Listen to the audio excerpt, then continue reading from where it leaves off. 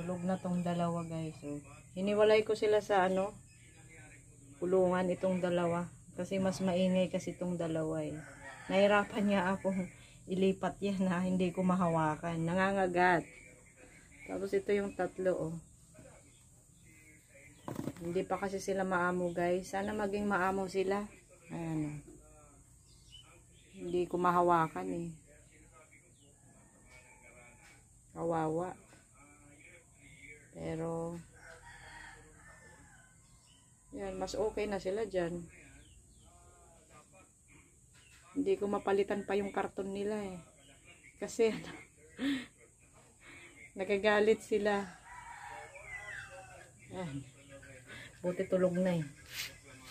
Yan yung dalawa. Lagay ko muna sila sa cage para sana maging maamo sila. Yung tatlo.